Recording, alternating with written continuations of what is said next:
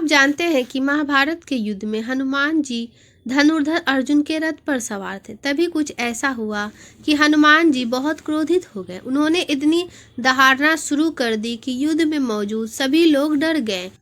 कौरवों की सेना भागने लगी, पांडवों की सेना डर गई, कर्ण कांपने लगे। उसे लगा कि उसकी जान बचेगी या नहीं। महाभारत के युद्ध के दौरान हनुमान जी का क्रोधित होना एक महत्वपूर्ण घटना थी। दरअसल जब कर्ण और अर्जुन के बीच युद्ध चल रहा था, तब कर्ण ने अर्जुन पर बाणों की वर्षा शुरू कर दी।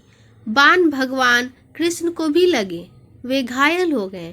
हनुमान जी रथ की छत पर बैठे हुए थे। वह यह दृश्य देखकर बहुत क्रोधित हो गए। क्रोध में हनुमान ने निश्चय किया कि वे किसी भी हालत में कर्ण को जीवित नहीं छोड़ेंगे। उनका क्रोध दहाड़ के रूप में निकला। यह दहाड़ इतनी भयानक थी कि कौरव सेना भागने लगे और पांडव सेना भी भयभीत हो गए। दरअसल कर्ण अपने गुस्से के लिए भी जाने जाते हैं। हुआ यूं कि महाभारत के युद्ध में जब कर्ण और अर्जुन आमने सामने आए, तो कर्ण ने अर्जुन पर बाणों से हमला करना शुरू कर दिया। लेकिन जब अर्जुन को इससे कोई नुकसान नहीं हुआ, तो वह गुस्से से भर गए।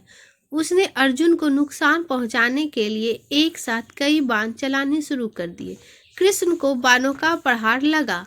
बाणों की यह वर्षा इतनी तीव्र थी कि कर्ण भी नहीं देख पा रहा था कि उसके बाण कहाँ जा रहे हैं। जबकि युद्ध का नियम है कि सामने वालों योद्धाओं का वार ऐसा होना चाहिए कि सारथी को कुछ ना हो। जब कर्ण ने यह नहीं देखा और उसके अनेकों बाणों के प्रहार से कृष्ण घायल हो गए, उन्हें खून बहने लगा, तब हनुमान अपना आपा खो बैठे। उन्होंने कर्ण को मारने के लिए उनकी ओर दौड़ने का निश्चय किया। स्थिति इतनी गंभीर हो गई कि हनुमान जी की दहाड़ से कौरव सेना में भगदड़ मच गई। पांडव सेना को डर लग गया कि अब पता नहीं क्या अनहोनी होने वाली है।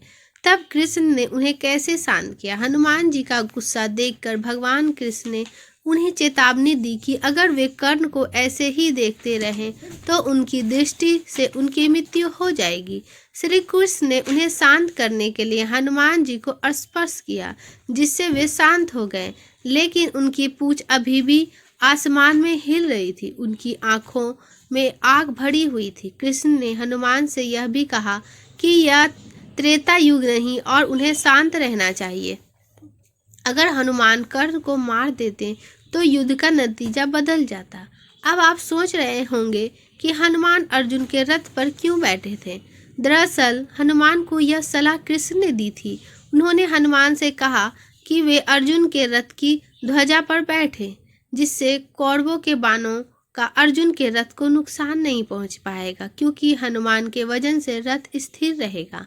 दोस्तों, अगर आपको हमारी वीडियो थोड़ी सी भी पसंद आए तो प्लीज़ वीडियो को लाइक एंड चैनल को सब्सक्राइब करें और कमेंट बॉक्स में जय श्री कृष्ण अवश्य लिखें।